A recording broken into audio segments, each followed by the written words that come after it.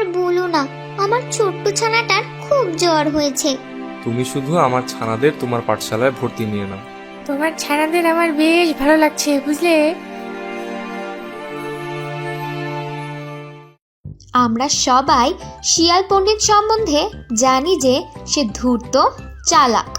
বনের মাঝে প্রাণীদের মধ্যে সবচেয়ে বিদ্যাবান প্রাণী হলো শিয়াল। সে হিসেবে শিয়াল পণ্ডিত খুলে বসলো একখানা পাঠশালা। সেখানেই ছিল কুমির। সে ছিল বোকা, সহজ সরল। একদিন কুমির রোদ পোহাচ্ছে। এ সময় টুনির সাথে কুমিরের দেখা। কিরে টুনি, এত সকাল সকাল যাচ্ছিস কোথায়? আর বলো না, আমার ছোট্ট ছানাটার খুব জ্বর হয়েছে। ওষুধ নিতে ভীমরাজ কবিরাজের কাছে যাচ্ছি। জ্বর হয়েছে তো গায়ে জল ঢেলে স্নান করিয়ে দে। আবার কি ওষুধ লাগে? তুমি আবার এসব কি কথা বলো? জ্বর গায়ে স্নান করলে তো আমার ছানা মরেই যাবে। কেন, তুমি জানো না যে জ্বর গায়ে স্নান করলে জ্বর আরো বেড়ে যায়? তা তো জানতাম না। তা জানবে কিভাবে? কোনোদিনও পাঠশালায় পড়েছো নাকি? ঠিক বলেছিস রে, কোনো পড়াশোনা করিনি বলেই তো আমার আছে এই দশা। শুনেছি তোমার নাকি ছানা আছে, তাদের পাঠশালায় দাওনি? না তো।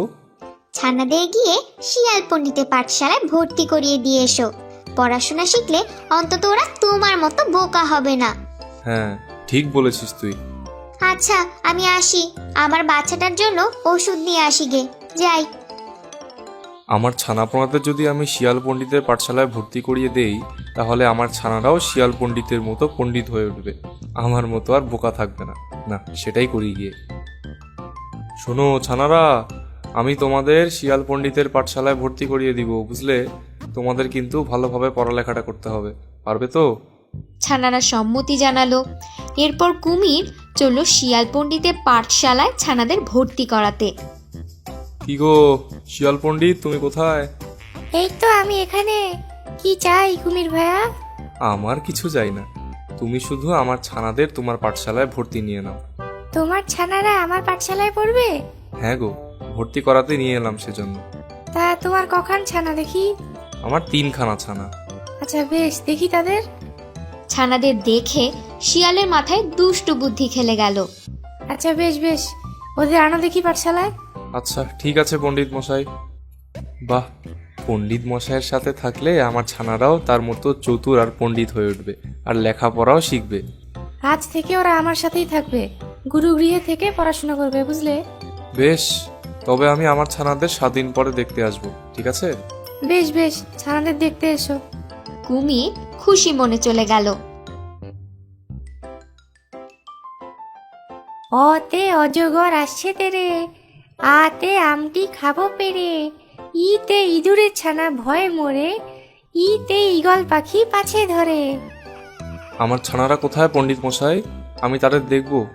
বেশ, দেখাচ্ছি তোমাকে, দাঁড়াও। বেশ, দেখান। এই যে 1, এই যে 2, এই যে 3।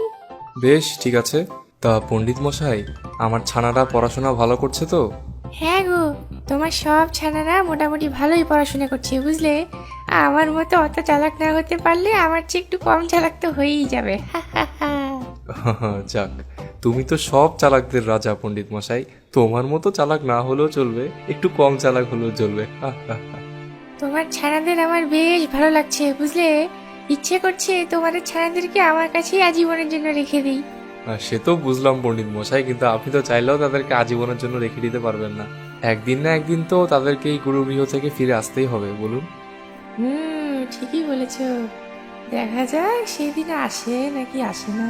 কিছু বললেন পণ্ডিত মশাই? না না, বলছিলাম যে তা তো অবশ্যই। যাক, ঠিক আছে, আবার দেখা হবে। তুমি তাহলে আজ এসো, আর তোমার ছানাদের নিয়ে একদম চিন্তা করো না। আচ্ছা ঠিক আছে পণ্ডিত মশাই, আমি আবার আমার ছানাদের দেখতে আসবো একদিন। এভাবে প্রতিবার শিয়াল কুমিরকে ছানা দেখিয়ে দেয়, আর কুমির ভাবে তার ছানারা বুঝি বেশ আছে, পড়াশোনা করছে। আসলে শিয়াল পণ্ডিত একে একে কুমিরের ছানা খেয়ে ফেলতে থাকে, ছড়া কাটতে থাকে। আনা বানা সোনা, কেমন লাগে কুমির ছানা? এর মাঝে কুমির পাঠশালায় এসে দেখে কেউ নেই। এই কি, আমার ছানারা কোথায়? আর পণ্ডিত মশাই বা কোথায়? আমার ছানাদেরকে যে শিয়াল পণ্ডিতের কাছে পড়তে পাঠিয়েছিলাম, আমার সোনা ছানারা কোথায় গেল? কুমির মামা, শিয়াল পণ্ডিত তো তোমার সব ছানাদের খেয়ে ফেলেছে আর তারপর পালিয়েছে পাশের বনে। তুমি এতদিন টের পাওনি যে শিয়াল পণ্ডিত একে একে তোমার ছানাদের খেয়ে ফেলছে? বলিস কি? হায় হায়, এ আমার কি হলো? আমার সব ছানাগুলোকে ওই শয়তান শিয়াল পণ্ডিতের বাচ্চা খেয়ে ফেললো। আমি যদি ওকে একবার হাতে পাই তাহলে ওর খুলি গুঁড়ো করে খাবো। এভাবেই কুমির আর শিয়ালের শত্রুতা শুরু। আর কোনো দিন কোনো কুমির আর কখনো তার কোনো ছানাকে শিয়ালের কাছে পড়াশোনার জন্য পাঠায়নি। আর কুমির ছানারাও চিরদিনই বোকা আর অশিক্ষিত হয়ে রইল। এবার আমার গল্পটি এখানেই ফুরলো, নটে গাছটিও এক্ষুনি মুড়লো।